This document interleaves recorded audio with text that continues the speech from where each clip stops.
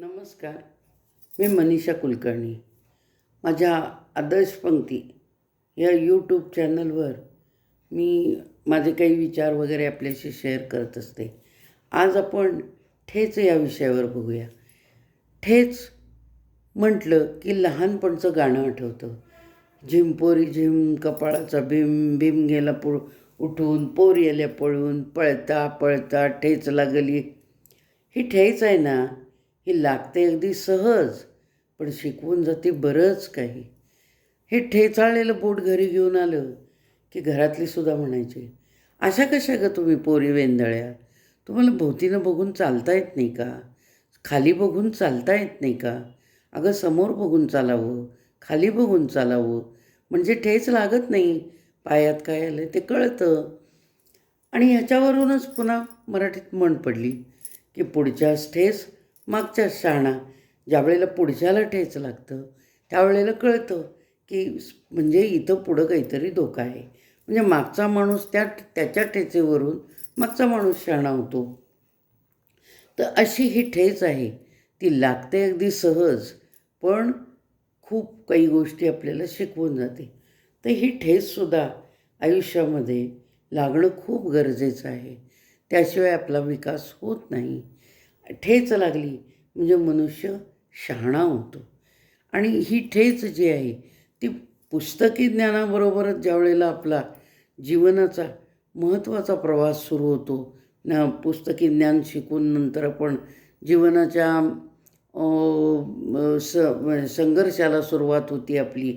त्यावेळेला अनेक वेळा आपल्याला कुठल्या ना कुठल्या तरी रूपानं, कुठल्या ना कुठल्या तरी कामामध्ये ज्यावेळेला आपल्याला नको असणाऱ्या गोष्टी घडतात, त्यावेळेला आपल्याला ठेच लागल्यासारख्याच यातना होतात. पण त्या आपण सहन केल्या पाहिजेत. आणि त्या सहन केल्या म्हणजे आपल्याला पुढं कसं वागायचं आणि आपला विकास कसा करून घ्यायचा हे आपल्याला समजतं. त्यामुळं ठेच ही आयुष्यामध्ये अत्यंत आवश्यक अशी गोष्ट आहे. ठेच लागल्याशिवाय माणूस शहाणा होत नाही.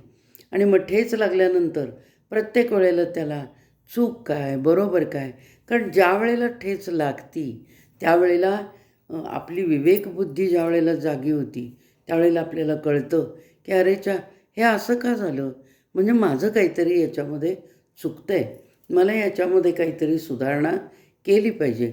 जसं चालताना आपल्याला ठेच लागल्यावर कळतं की नेहमी आपण खाली बघून चालावं, भोवतीनं बघून चालावं, म्हणजे आपल्याला चालताना त्रास होणार नाही आणि ठेच लागणार नाही.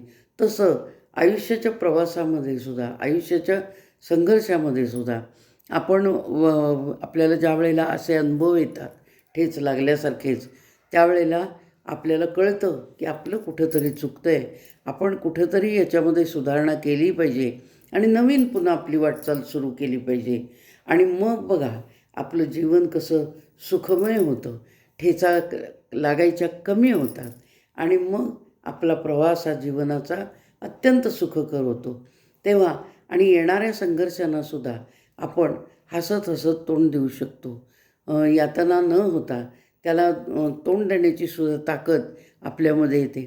अशी ही ठेच आपल्याला बरंच काही शिकवून जाते आणि आयुष्यामध्ये आपल्याला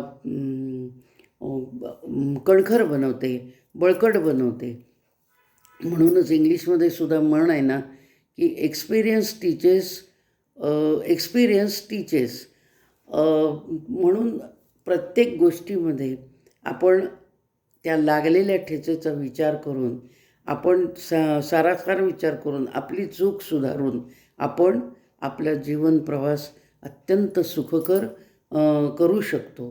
म्हणून ही ठेचसुद्धा आयुष्यामध्ये अत्यंत आवश्यक आहे. धन्यवाद. धन्यवाद.